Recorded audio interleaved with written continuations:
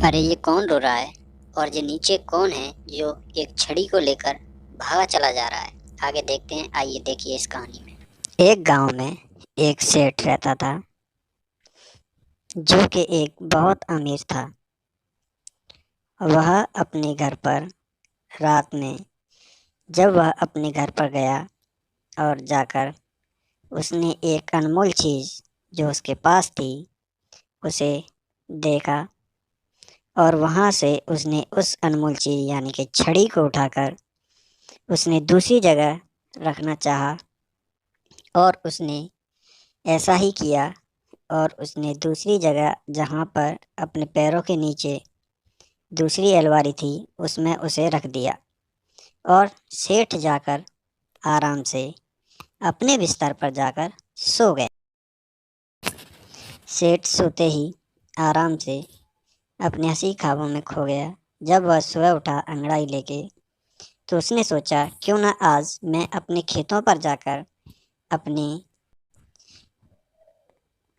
बगीचे और अपने खेत को जिस किसान को मैंने दिया है वहाँ जाकर क्यों ना मैं देख आऊँ। वह अपने खेत पर गया, यानी कि अपने फार्म हाउस पर गया।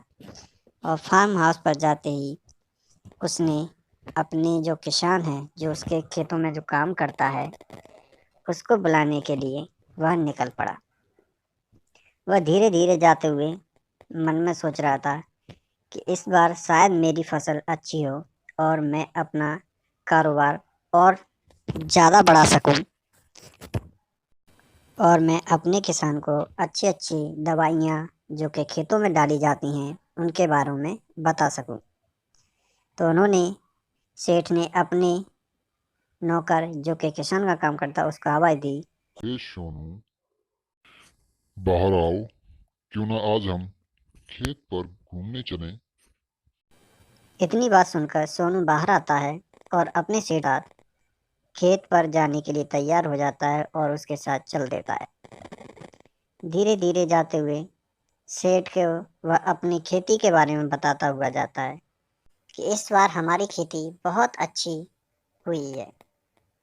देखिए सेठ जी, यहाँ पर कितनी अच्छी फसल हमारी हुई है, कितनी हरियाली फैली हुई है। ये हमारी देखो मक्के की फसल है जो कि बहुत सारे इसमें दाने आए हुए हैं, और इस बार हमारी फसल बहुत अच्छी है। सेठ जी ने कहा। हाँ सोनू, तुम सही कहती हो, फसल अच्छी है। ऐसा कहते हुए दोनों बात करते हुए अपने फार्म हाउस पर चले गए जहाँ पर उसके सामान रखा हुआ था, ट्रैक्टर वगैरह, खेती का सामान। और दोनों ऐसे ही बात करते हुए अंदर चले गए।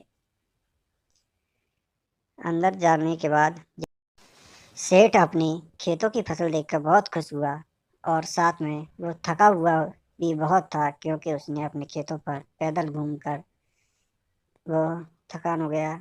उसी रात एक चोर आता है उसके घर पर, जो कि एक बहुत ही चालाक चोर था। वह सेठ के कमरे में धीरे धीरे जाता है और यहाँ वहाँ सामान को देखने लगता है। उसने तरीके से देखो कैसे झुककर वह निकला, सेठ जी कहीं जग ना जाए। तो चोर इतना समझदार था कि उसने धीरे से नीचे ही बैठे बैठे उसने उसकी अलमारी, सेठ की अलमारियों को चेक किया, और वहाँ से चेक करते हुए और दूसरी अलमारी के सामने पहुँचा जहाँ पर सेठ ने छड़ी दुबका के रखी थी। वह उस चोर को मिल गई और वह वहाँ से लेकर भाग निकला। खिड़की में से निकलकर सेठ के बंगले से बाहर आया। चोर वहाँ पर आकर देखा कि वहाँ पर एक बाइक रखी हुई है जिससे वह जल्दी से वहाँ से निकल सकता है। तो चोर ने उस बाइक को किक मारी और उस पर बैठकर वह भागने की तैयारी में, और उसने बाइक स्टार्ट करके वह चल दिया।